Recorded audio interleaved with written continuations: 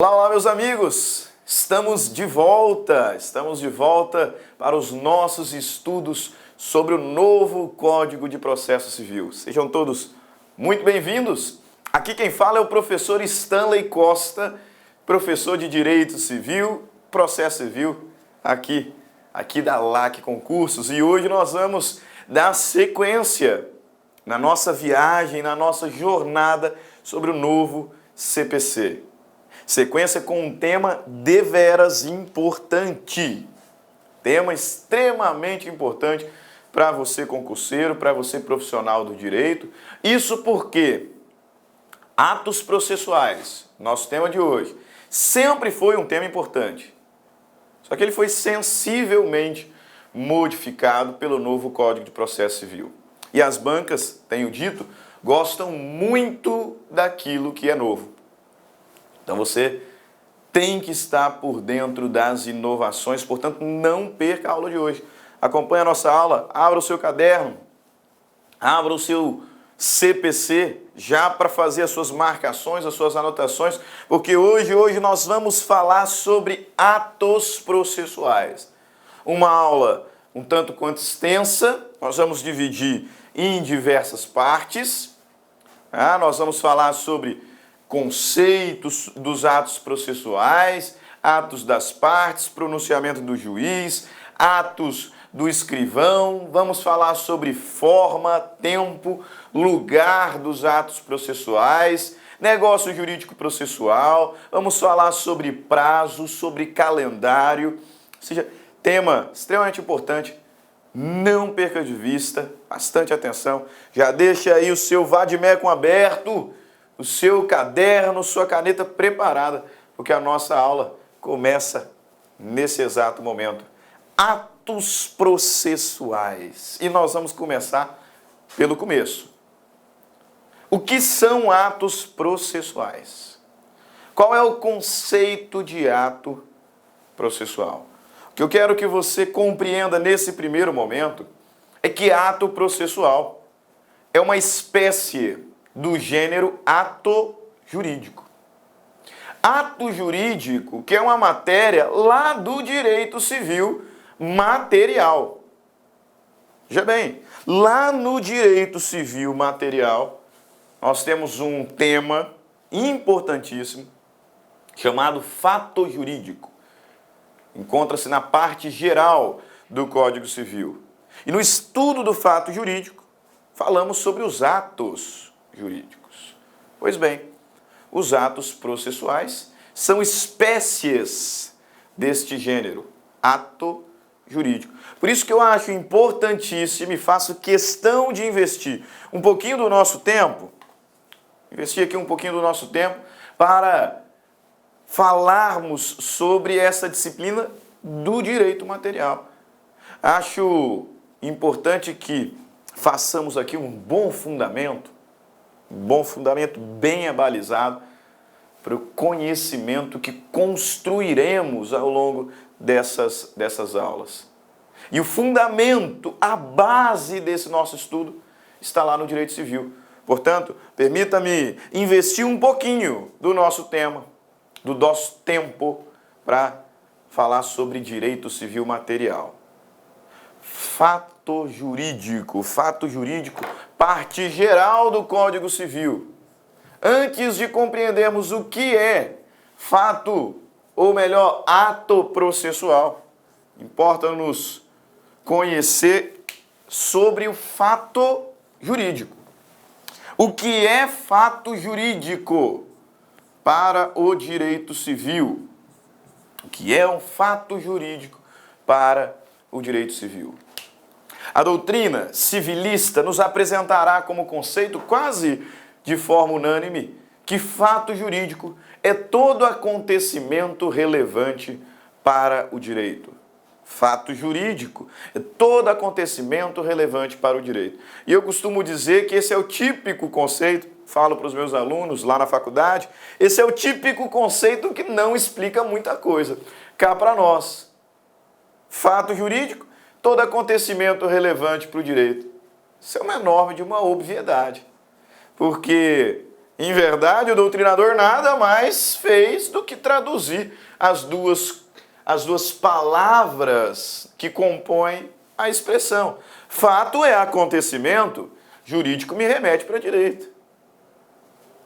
Fato jurídico, todo acontecimento relevante para o direito. Não está explicando muita coisa.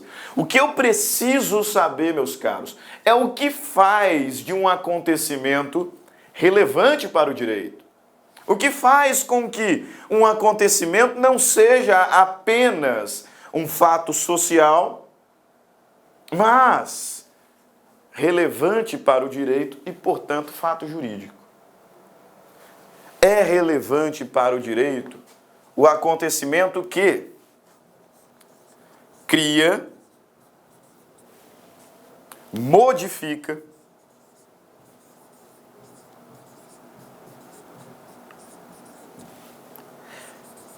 transfere ou transmite, como preferir, ou extingue direitos. É relevante para o direito todo ato que cria, modifica, transfere ou extingue direitos. Alguns vão incluir aqui também conserva, sem problema nenhum. Sem problema nenhum. O que eu preciso entender é, fato jurídico é todo acontecimento relevante para o direito. Por quê? Porque ele cria, modifica, transfere, extingue direitos. Se nada disso acontecer, então esse fato não é jurídico. Trata-se de fato meramente social. Agora, o fato chamado jurídico se classifica em várias espécies. E a primeira classificação é de que o fato jurídico pode ser um fato natural,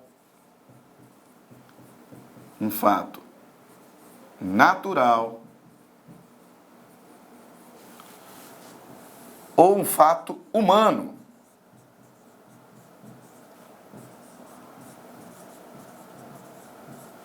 A depender se decorre diretamente da vontade humana ou não. Esse é o ponto diferenciador entre os dois. Fato jurídico natural é aquele que não decorre imediatamente da vontade humana. Fato humano, contrário senso, que decorre imediatamente da vontade humana. Agora, eles têm alguns codinomes. O fato natural é também chamado de fato jurídico em sentido estrito. Também chamado de fato jurídico em sentido estrito. E esse fato humano aqui, também conhecido como ato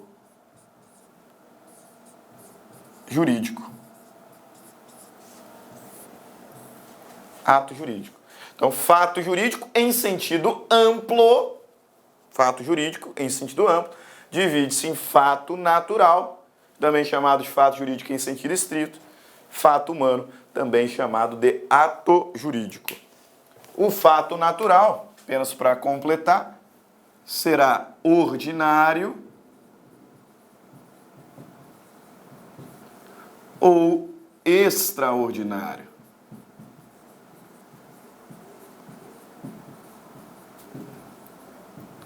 Ou extraordinário. E o fato humano será lícito ou ilícito. Apenas não cometam a atecnia de dizer ato jurídico ilícito. Não, se ele é jurídico, ele não pode ser ilícito. Se ele é ilícito, não pode ser jurídico. Correto dizer ato jurídico lícito. Agora aqui embaixo, ato ilícito. E esse ilícito será civil ou penal. Enquanto que o ato jurídico lícito se divide ainda em ato meramente lícito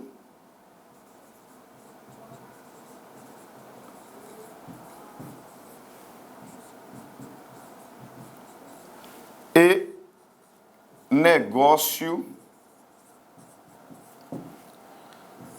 jurídico. negócio jurídico. Aqui a famosa classificação, o famoso gráfico dos fatos jurídicos. Alguns ainda vão passar bem aqui no meio o chamado ato-fato jurídico. Só que para nossa reflexão hoje, basta aqui. Fato jurídico é todo acontecimento relevante para o direito, porque cria, modifica, transfere e extingue direitos. Pode ser natural ou humano. Se humano, chamado de ato jurídico.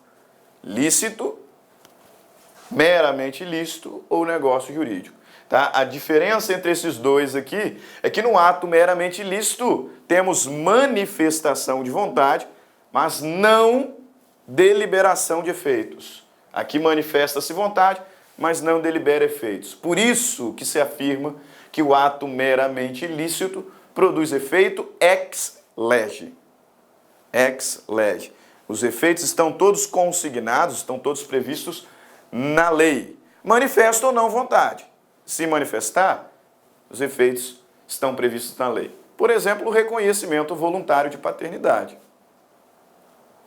O indivíduo reconhece o filho que nasceu de uma ex-namorada como dele. Ele não pode reconhecer e optar por pagar a pensão só quando ele completar 5 anos. Reconhece ou não. Se reconhecer, os efeitos decorrem da lei. Ato meramente lícito. É lógico que se ele não reconhecer, provavelmente uma ação de reconhecimento judicial de paternidade será proposta. Mas aqui nós estamos no contexto dos atos de vontade. Já o negócio jurídico, tá? Eu fiz questão de chegar até aqui, porque em alguns blocos falaremos sobre o negócio jurídico processual. Negócio jurídico processual. Negócio jurídico é o ato jurídico em que as partes manifestam a vontade e escolhem os efeitos. Os efeitos são, pois, ex voluntate. Ex voluntate. Aqui eu tenho autonomia privada. Manifesta a vontade e escolhe efeitos. Manifesto vontade e escolhe efeitos. Só que a nossa aula é sobre ato processual. Ato processual. Eu fiz toda essa análise do direito material para que consigamos identificar melhor o significado de um ato processual. Veja, um dos primeiros apontamentos que fiz é que o ato processual ele é uma espécie de ato jurídico. O ato processual é uma espécie do gênero ato jurídico. E você sabe que o ato jurídico é o fato jurídico que decorre da vontade humana. E fato jurídico, acontecimento relevante para o direito, porque cria, modifica, transfere, extingue direitos. Então é necessário que se crie, modifique, transmita, extinga direitos, ou culmine na extinção de algum direito. Aqui não é diferente.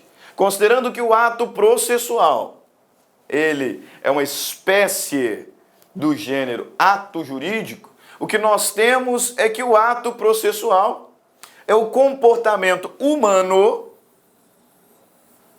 Lembra que o ato jurídico decorre da vontade humana, que tem por objetivo instaurar, ou seja, criar, desenvolver, modificar ou extinguir uma relação jurídica processual. Relação jurídica processual. Viram só por que eu fui lá no direito civil? Porque os conceitos se assemelham bastante. Só que aqui nós estamos no contexto de uma relação jurídica processual. Assim como no direito material, o ato jurídico é um comportamento humano. É um acontecimento que decorre diretamente da vontade humana. Por isso afirmamos que o ato processual é o comportamento, o acontecimento que decorre da vontade humana, só que para ser jurídico, precisa instaurar, desenvolver, modificar ou extinguir uma relação jurídica processual. Uma relação jurídica processual. Isso é o ato jurídico. Por isso que faço questão de colacionar para nós dois conceitos doutrinários. Sei que você concurseiro, às vezes, se pergunta, professor, está falando de doutrina. Qual a relevância de doutrina para a nossa aula aqui agora? Muita, muita. Se você estabelecer uma boa base, o conhecimento decorrente vem naturalmente. Então, olha que show, que precisão, né? A doutrina do Eupídio Donizete. Ato processual é toda ação humana. Toda ação humana que produz efeito jurídico em relação ao processo. E por esse efeito jurídico aqui, entenda, criação, modificação, transmissão ou extinção de direito ou de uma relação jurídica.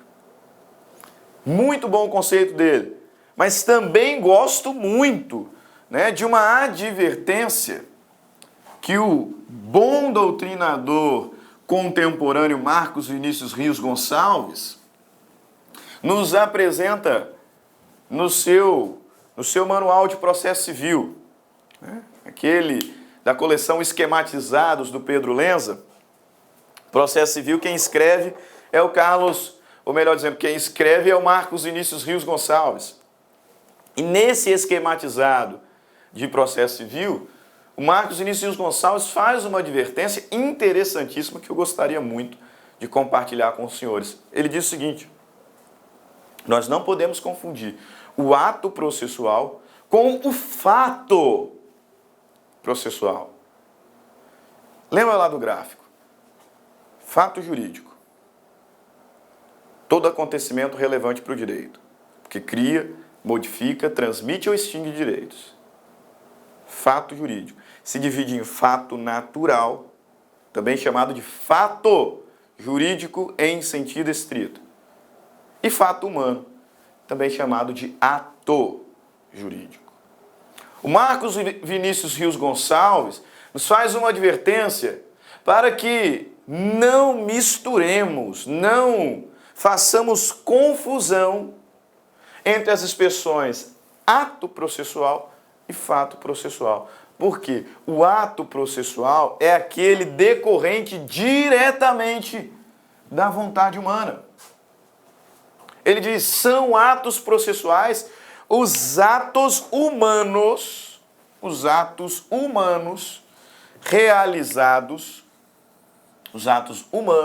realizados no processo. Já os fatos processuais são aqueles acontecimentos naturais. Lembra que fato jurídico em sentido estrito é fato natural? Pois bem, fato humano é ato. Ato processual é o ato humano dentro do processo. Enquanto que o fato processual é um acontecimento natural que traz alguma repercussão, que traz alguma implicação para a relação processual. Veja lá, fatos processuais que são acontecimentos naturais que podem ter grande relevância ou repercussão no processo, mas que não dependem de conduta humana. Por exemplo, a morte de uma das partes.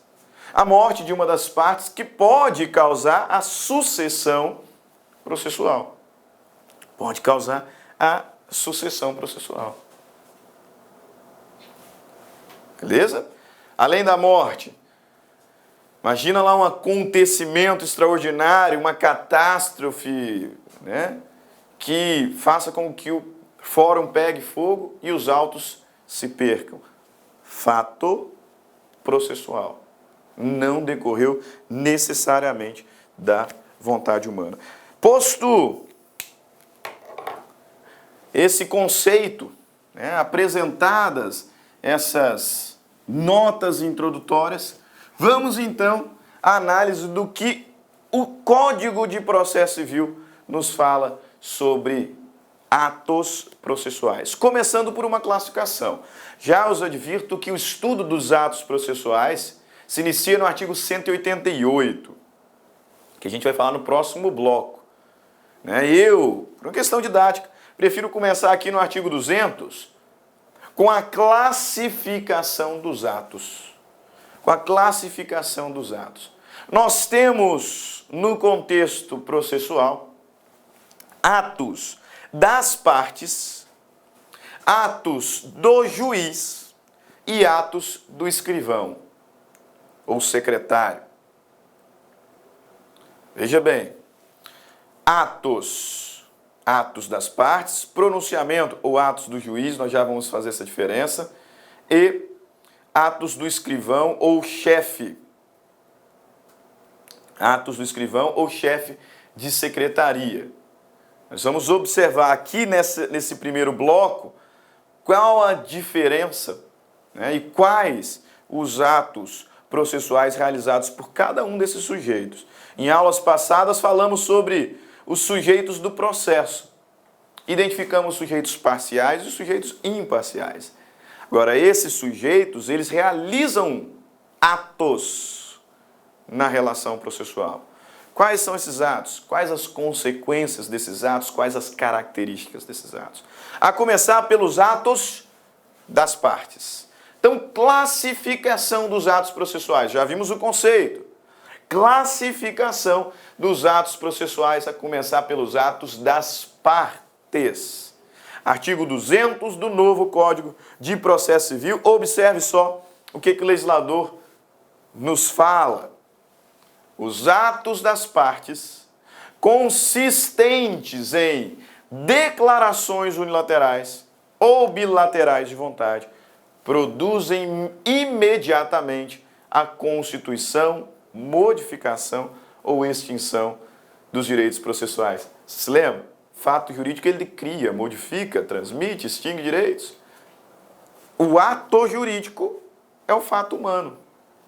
Então veja, atos das partes, consistentes em declarações unilaterais ou bilaterais de vontade, produzem imediatamente a constituição, modificação ou extinção de direitos processuais. E o parágrafo único complementa: a desistência da ação só produzirá efeitos após homologada judicialmente.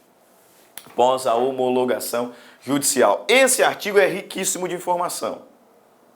Riquíssimo de informações.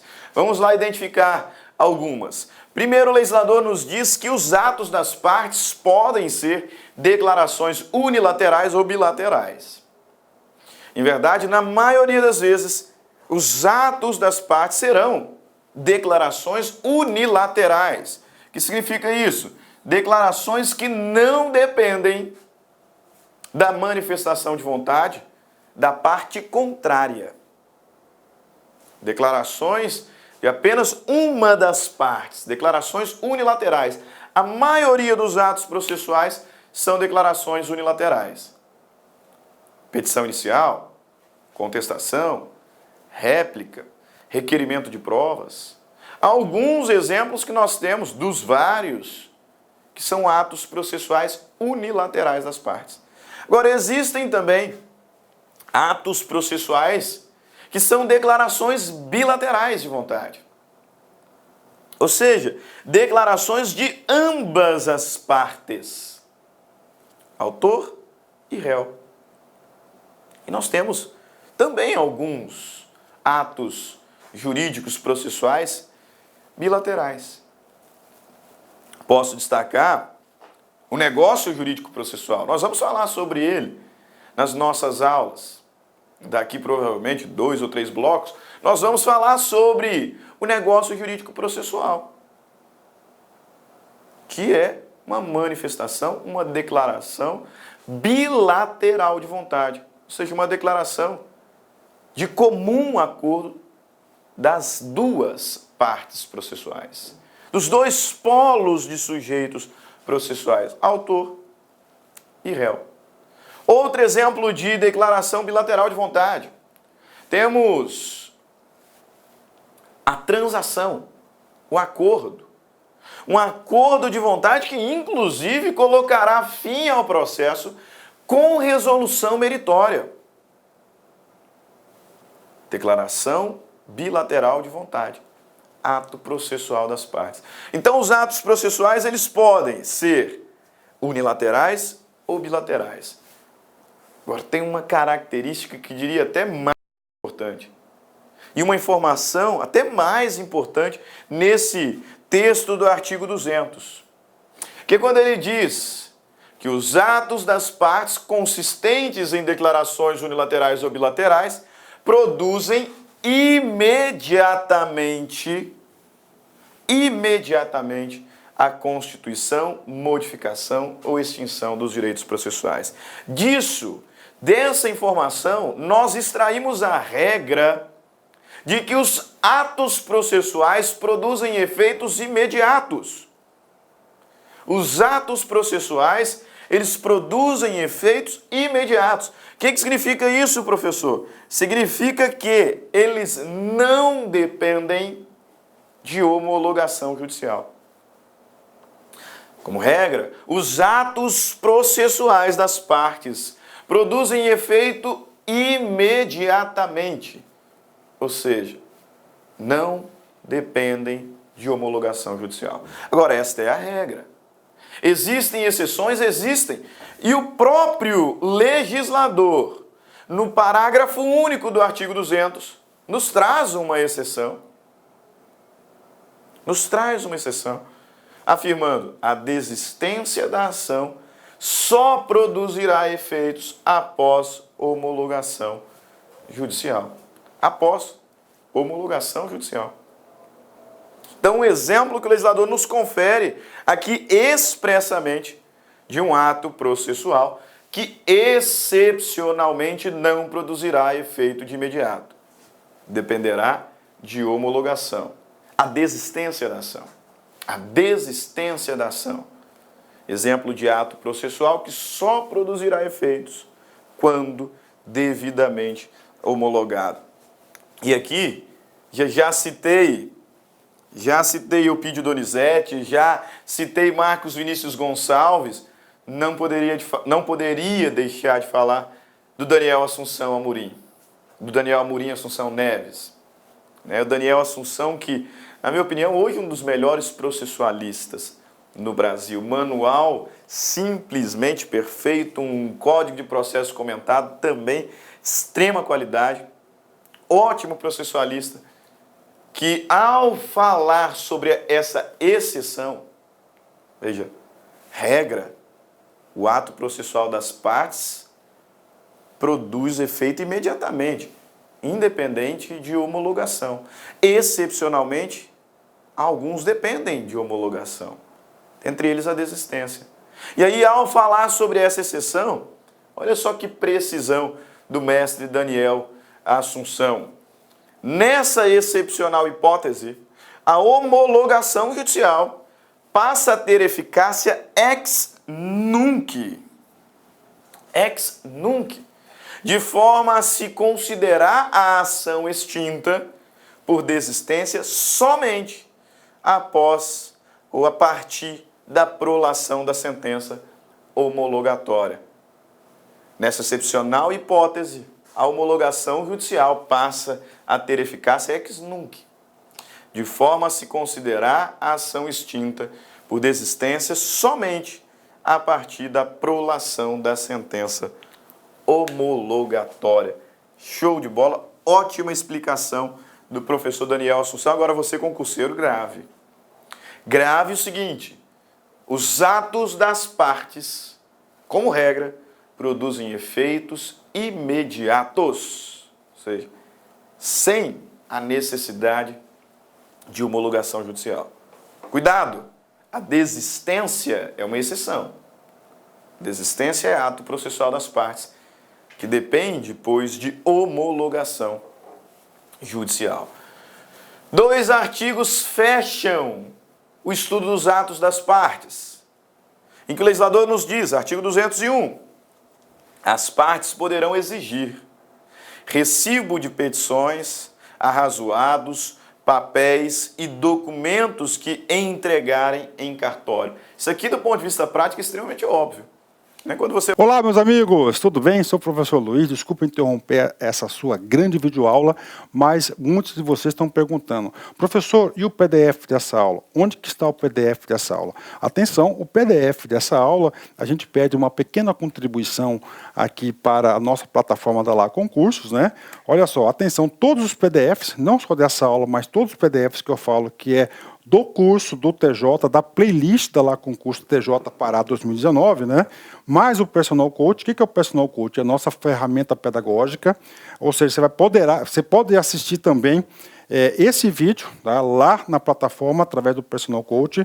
Personal significa pessoal e coach significa treinador. Você vai ter um treinador pessoal aqui, a gente vai controlar você, a gente vai ranquear, nós vamos acompanhar o seu desempenho. Professor, quanto custa os PDFs e mais o Personal Coach? Apenas R$ 29,90. R$ 29,90 é o preço aí dessa pequena contribuição desse projeto aí da Lá Concurso, ok? Forte abraço, já, tchau. Vai lá distribuir a petição, você faz o quê? Você leva 2 cópias, não é? E uma delas vem o protocolo, falando o dia, a data em que você protocolou aquela petição. Isso se dá em cumprimento do artigo 201, porque as partes têm direito a recibo. Recibo de que protocolaram a petição, recibo dos seus arrazoados, dos seus papéis, documentos que entregaram no cartório. Artigo 201 do novo CPC. E o artigo 202 traz uma regra que provavelmente vai cair em desuso assim que o PJE se pacificar, o processo judicial eletrônico. Ele diz o seguinte: é vedado lançar nos autos cotas marginais ou interlineares, as quais o juiz mandará riscar, impondo a quem a escrever multa correspondente à metade do salário mínimo. Putz, que texto é esse? O que o legislador quis dizer aqui?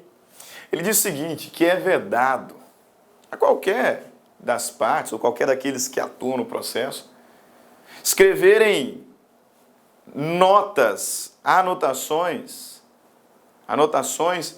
na margem das folhas dos autos, ou entre as linhas. Está dizendo aqui, ó, é vedado lançar nos autos cotas, ou seja, lançar anotações marginais na margem da folha ou entre as linhas. Se acontecer, o juiz vai mandar arriscar, impondo a quem as escrever multa correspondente à metade do salário mínimo. Isso, cá para nós, dentro em breve, não existirá mais, né? Processo eletrônico, não terá como a pessoa ir lá e fazer uma anotação interlinear, uma anotação marginal nos autos, ok? Para fechar os atos das partes, porque agora falamos dos atos do juiz, fazendo uma adequação. O legislador diz pronunciamentos do juiz, e está corretíssimo. Está corretíssimo pelo seguinte: o juiz ele realiza diversos atos processuais. E esses atos que o legislador aqui destaca são apenas alguns. São apenas alguns. Por isso, pronunciamentos são espécies de atos. O juiz realiza diversos atos ao longo do processo. Ele está falando de alguns especificamente, denominados pronunciamentos. O legislador diz o seguinte, artigo 203. Anote aí, marque no seu código. Artigo bastante importante.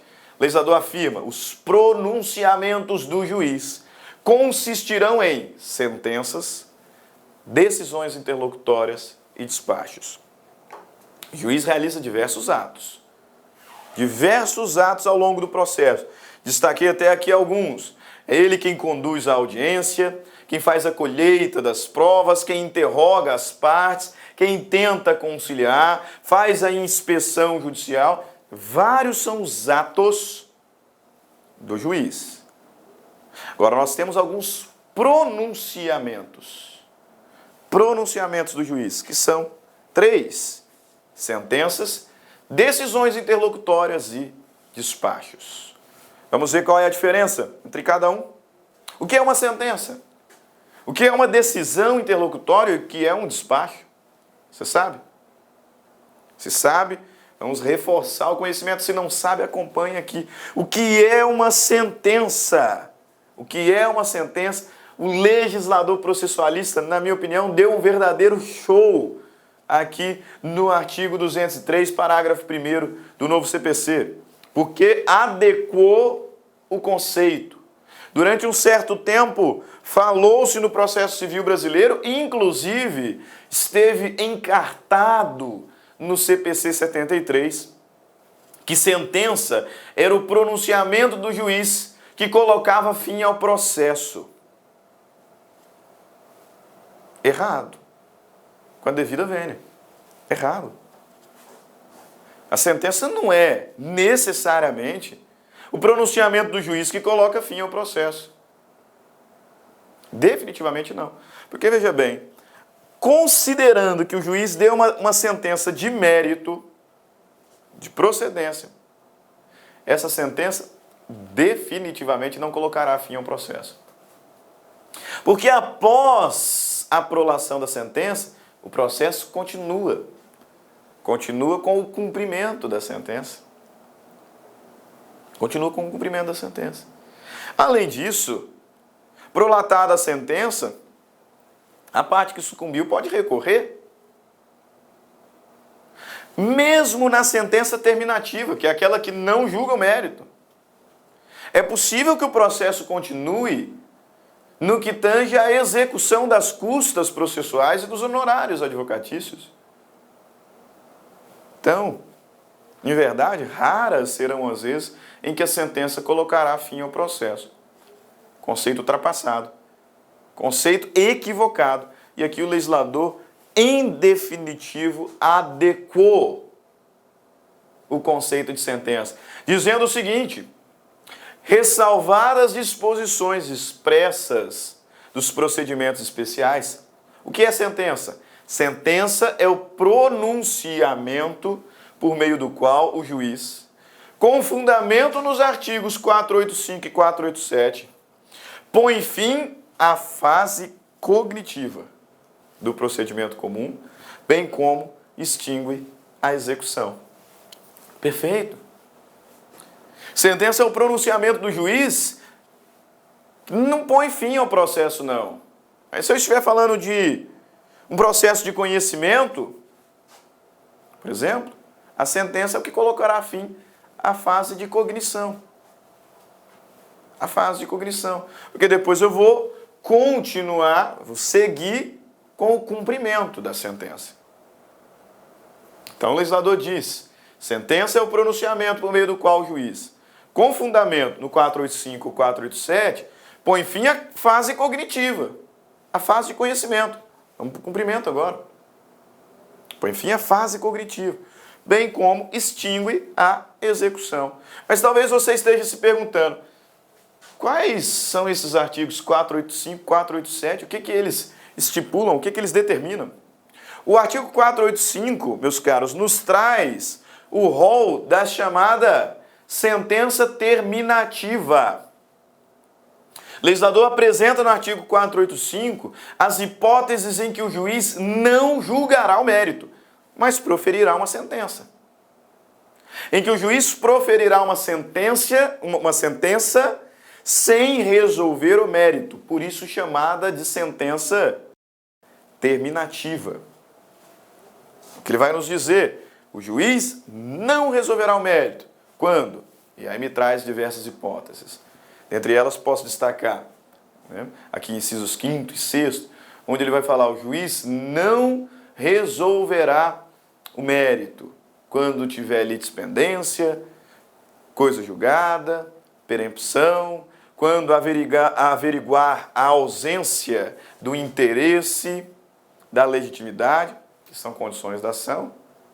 O juiz não resolverá o mérito, mas proferirá uma sentença terminativa.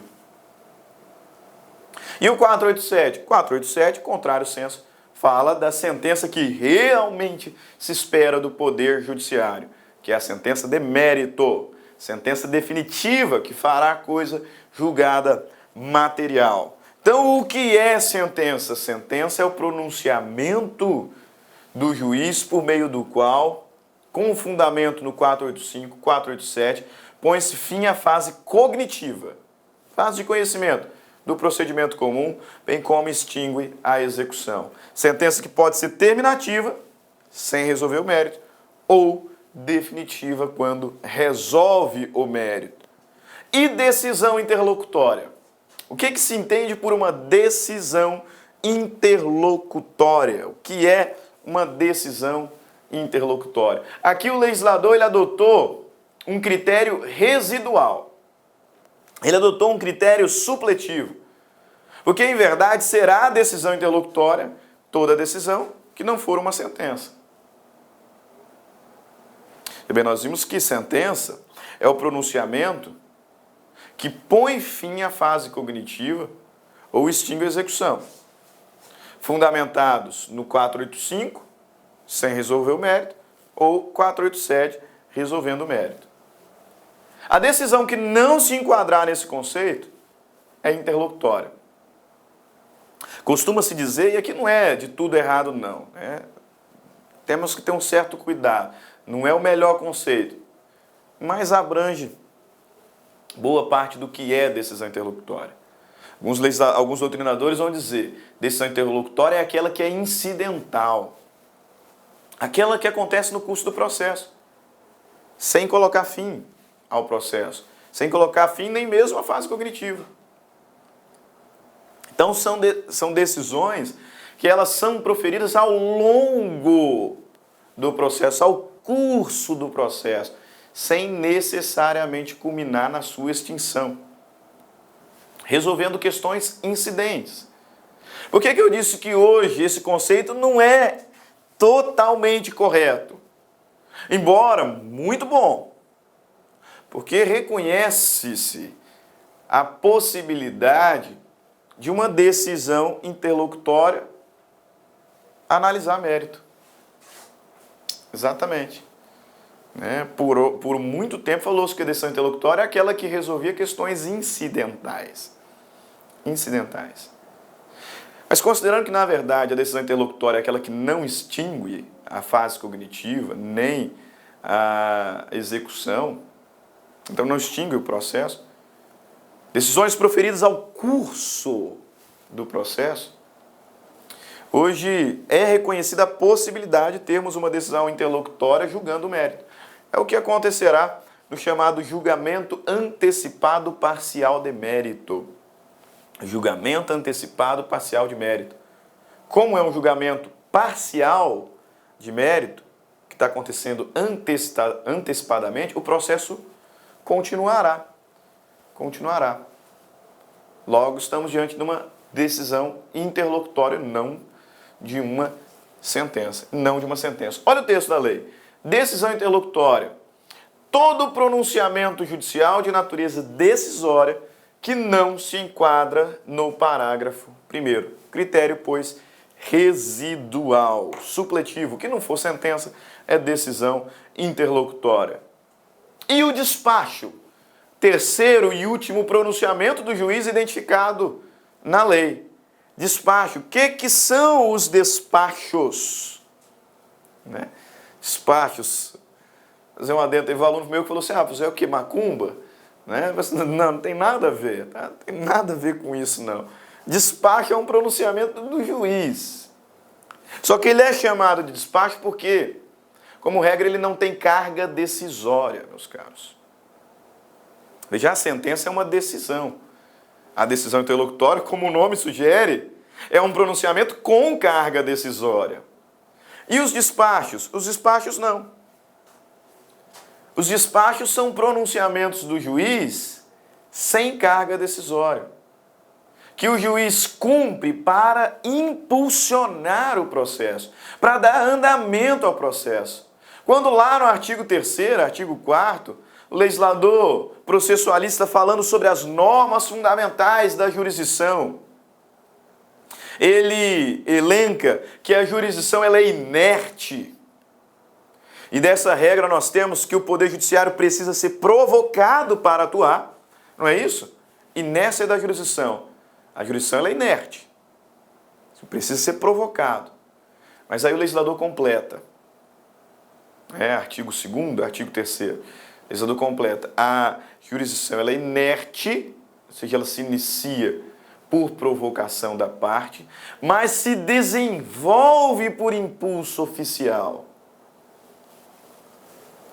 Os despachos são os pronunciamentos do juiz sem carga decisória, que tem por objetivo impulsionar o processo, fazer com que ele ande, fazer com que ele prossiga, fazer com que ele caminhe.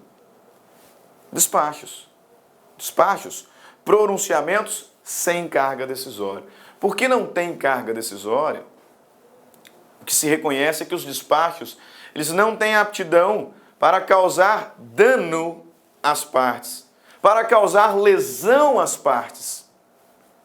Constatação importante, porque dela nós temos a regra de que despachos não ensejam recursos.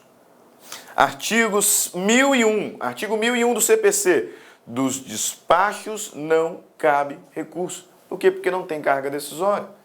Então não tem aptidão para gerar prejuízo, para gerar lesão para as partes. Falando sobre o tema, Marcos Vinícius Gonçalves diz lá: se o juiz abre vistas às partes, se dá ciência de um documento juntado aos autos, se determina o cumprimento do acórdão, ou se concede prazo para que as partes indiquem quais provas pretendem produzir, haverá despacho, contra o qual não caberá recurso. Por quê? Porque não há interesse para a interposição.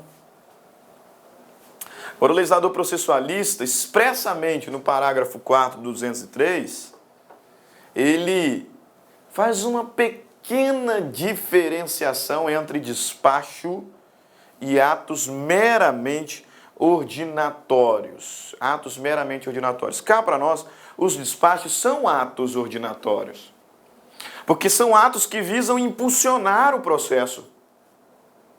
São atos ordinatórios. Só que alguns atos são meramente ordinatórios, e se precisasse do juiz fazer isso sempre, não ia trabalhar, né? Então o legislador destaca aqui no parágrafo 4º alguns atos meramente ordinatórios, e assim chamados por quê? Porque podem ser realizados independentemente de despacho. Realizados, portanto, por um servidor.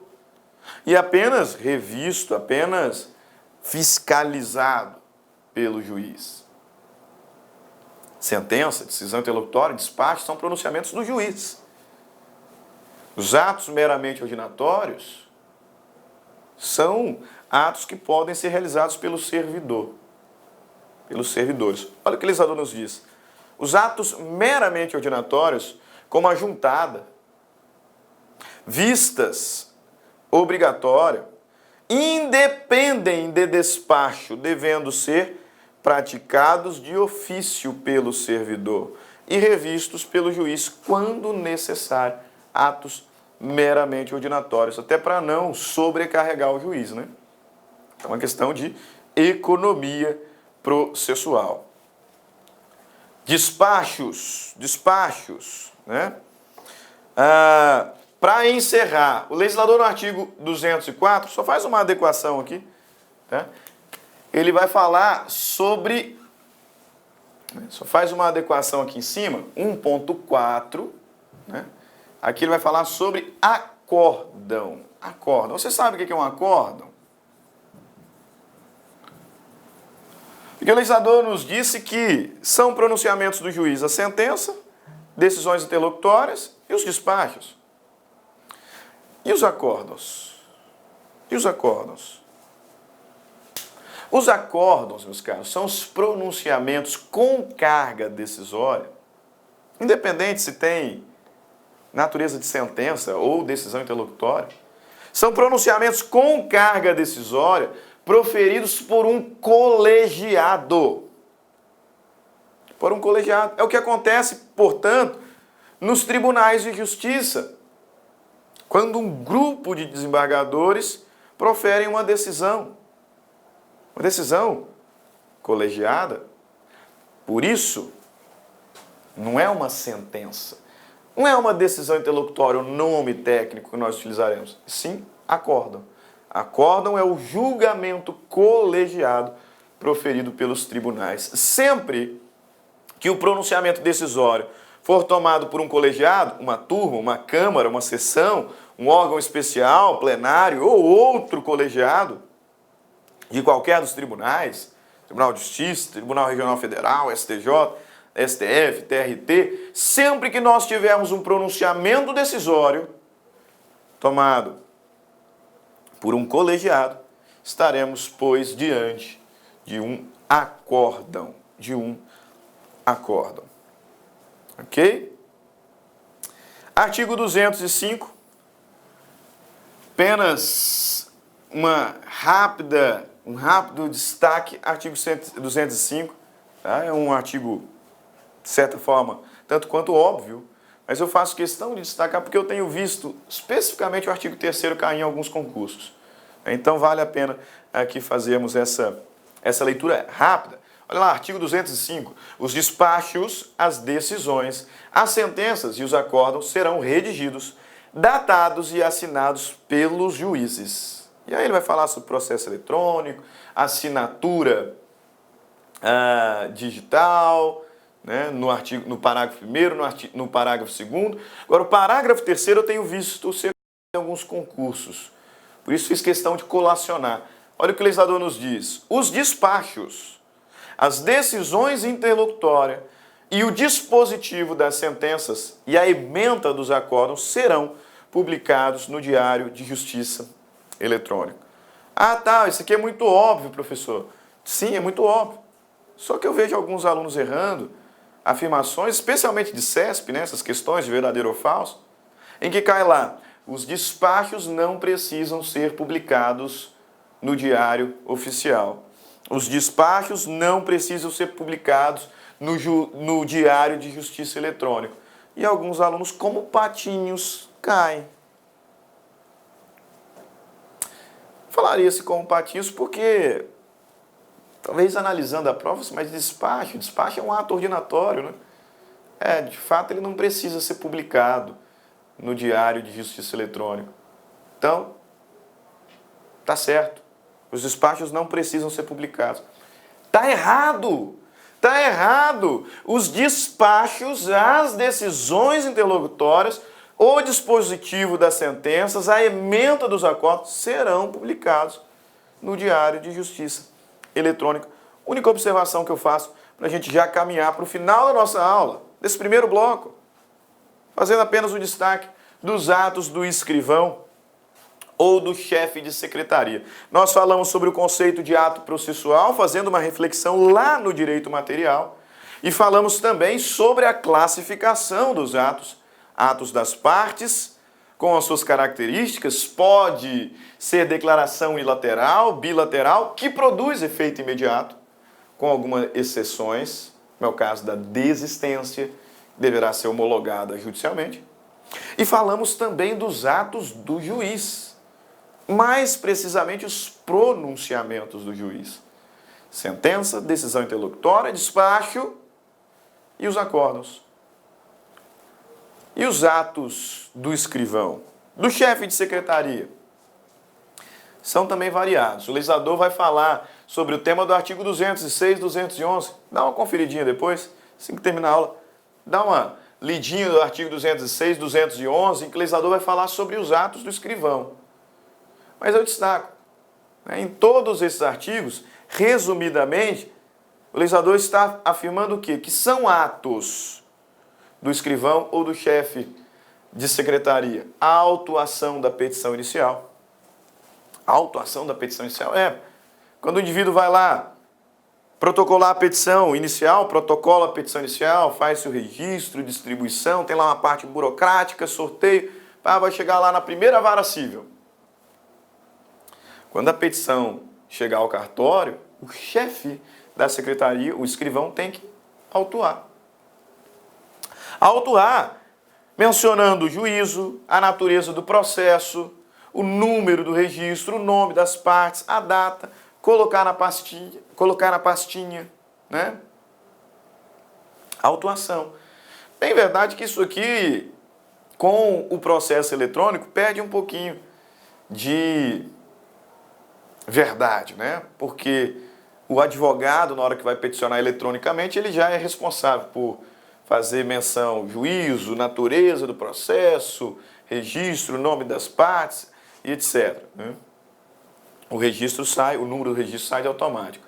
Mas, considerando ainda a existência de autos físicos, o escrivão é o responsável pela autuação. No PJE, ele atua mais como um fiscalizador, né?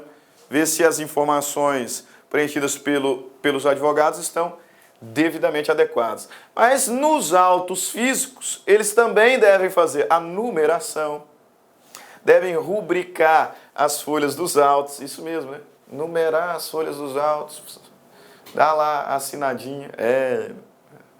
Amigos, autos físicos dessa forma, né?